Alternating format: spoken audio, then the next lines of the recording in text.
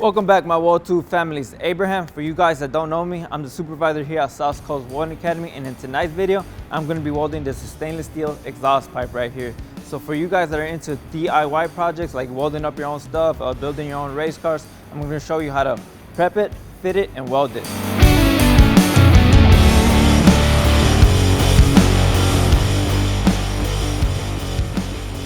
Alright guys, so the backstory on this exhaust pipe. A buddy of mine came in. He's been working on this project car for many years now. It's a 1973 Scout. He's damn near finished it. All he has is this exhaust pipe right here. And he already had an exhaust pipe on this car. He had a Borla exhaust system in it, but it was way too obnoxious, he told me.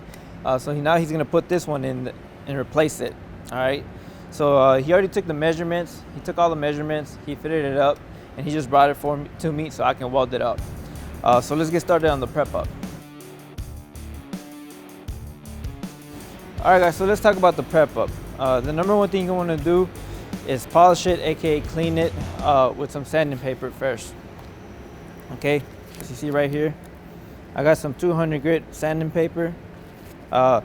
In most cases, or most shops where they do this type of work, they have sanding belts.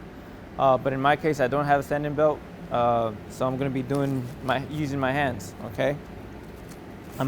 Having the sanding belt does make your prep up go a lot faster because you clean the pipe a lot faster rather than doing it with your hands. So all you want to do is sand it down, polish it right at the joint you're going to weld at with sanding paper, both outside and inside.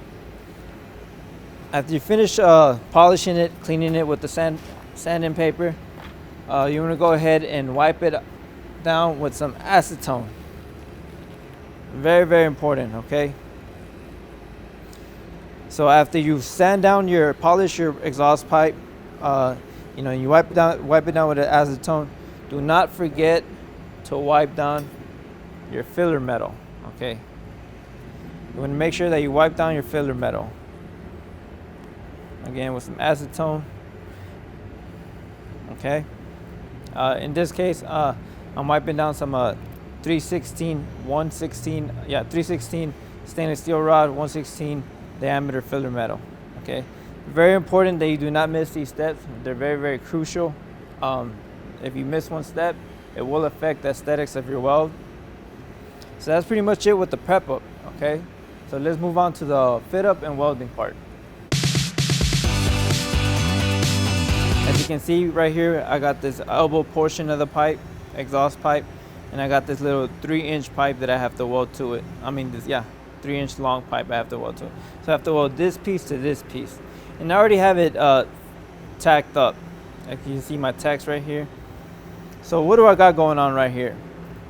As you can see, I have my argon hose right here inside my exhaust pipe, and I have it all taped up. Okay, I have my ground right here clamped onto it, and I have it all taped up.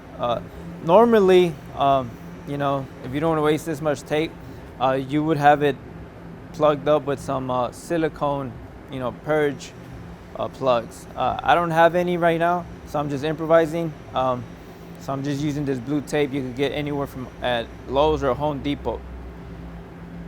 Okay. Now for you guys that are wondering why I have this green argon hose inside of my pipe, is because whenever you weld stainless steel pipe, and you're gonna weld it up, in order to have a proper weld, you have to purge it. What is purging, or what is a purge? Purging is pretty much replacing the oxygen inside of the pipe with argon. All right. Whenever you weld alloys, this is something that you have to do always. Okay. So that's what I'm doing. All right, I have this argon hose right here. I'm going to be running about 15 CFH of argon in there. Over here I have this the end taped off, and I have some holes in it. Okay, that's so that whenever I turn my argon on,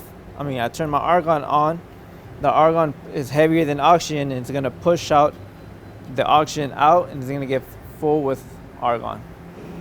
Alright guys, so let's talk about the welding. For this video, I'm going to be using an Everlast TIG 250EX. It's a very cool machine, very affordable. You can get you one for about $1,500. So yeah, let's talk about the settings that I'm going to be using, the amps I'm going to be running. All right, I'm going to be running at 46 amps, and I'm going to be using a foot pedal to control my amperage. Okay, for this diameter pipe, you know, it's very, very thin. I recommend that you use a foot pedal and that you don't use the scratch or lift arc technique to initiate an arc. The torch that I'm going to be using is going to be this Profax torch right here. Okay, it's going to be the 17 FVHD. The number is 17. The F stands for flex head, and it's a heavy duty TIG torch right here. I've always used this TIG torch, and I wouldn't use another one. Okay, the size cup I'm going to be using is a size 12 cup, and the tungsten I'm going to be using is a 332 tungsten. Okay, and the stick out that I'm going to be using is about a little below half an inch, you know. Alright guys, so I'm getting ready to weld this. Like I said, I'm running at 46 amps, and I'm using this Profax gun, TIG torch. I'm using a size 12 cup, okay, with a 332 tungsten. The way I'm gonna hold my torch is like this. I'm gonna hold my filler metal with this hand, okay. Alright, I'm gonna, you know, stable my arm by placing it on the pipe like this, and I'm just gonna pivot down as I weld. Okay, I'm gonna initiate the arc by stepping down my puddle. I'm gonna press on my foot pedal until I get my desired width of my puddle, the desired width of my puddle, yeah. And I'm just gonna dip.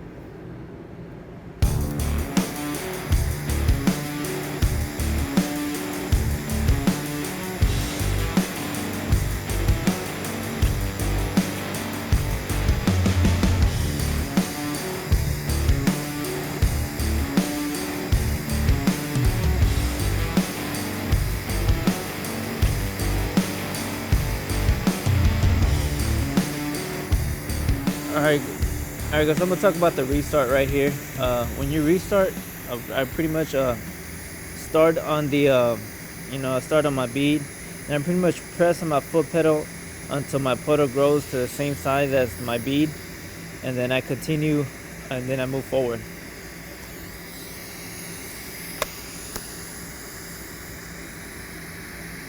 So right here, I'm pushing down on my foot pedal. I get my puddle to be the same size as my weld bead, and I continue.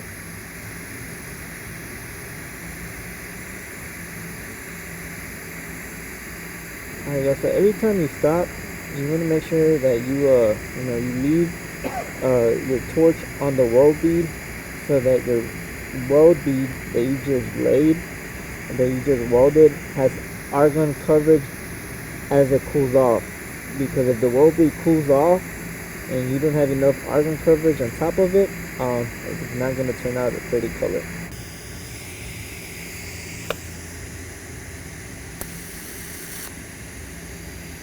Again, I push down on my foot pedal until I get my desired width of my puddle.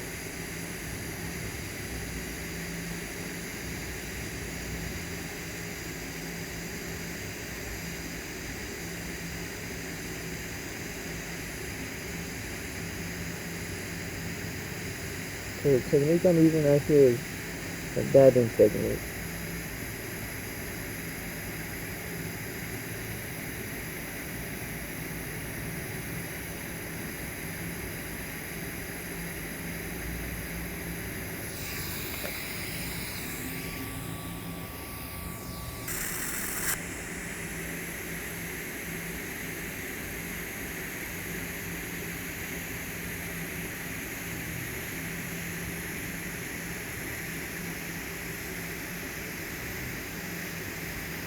Okay, I like to dip frequently, but that's up to you, depending on how you want your ripple spacing to be. The reason I like to dip constantly is because when you dip, it actually helps with your puddle cooling off. Alright guys, so I'm going to explain my welding technique on what I do. As you can see right here, we got the weld bead right here, and pretty much this area right here that I'm circling is my weld pull. Okay, my tungsten will be aiming in the center of that weld pull right here, and when I want to go forward, I go forward to the very edge of that weld pull, so that would be right here. All right, when I move there, I add filler metal and establish another puddle. All right, and then when I do that, after I do that, I go on and move to that edge of that puddle, and I just repeat: add filler metal, go forward, add filler metal, go forward, add filler metal, go forward, add filler metal, go forward. That simple.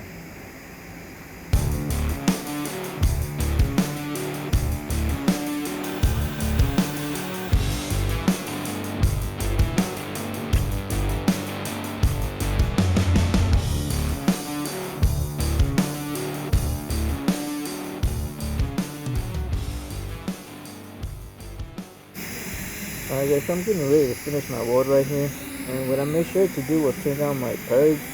I had it around 30 CFH and I went all the way down to 10. Very, very important, you know, that you don't forget, because if you do, you're gonna blow out.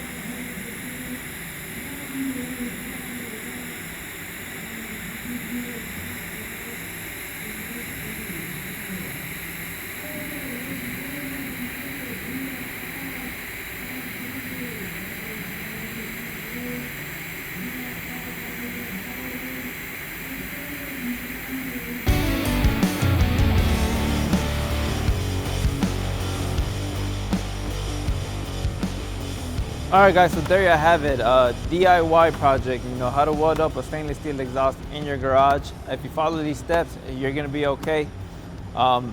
Again, just to do a rerun of what I did, of my settings, I ran at 46 amps. This is very, very thin pipe. It's for exhaust system, almost like sanitary tubing. So yeah, I had to run at 46 amps. I used the foot pedal. The tungsten that I used, the diameter was a 332 tungsten, and my filler metal was a 316 116 diameter filler metal. All right guys, but anyways, hope you liked the video. If you did, don't forget to like, comment, subscribe. Until next time.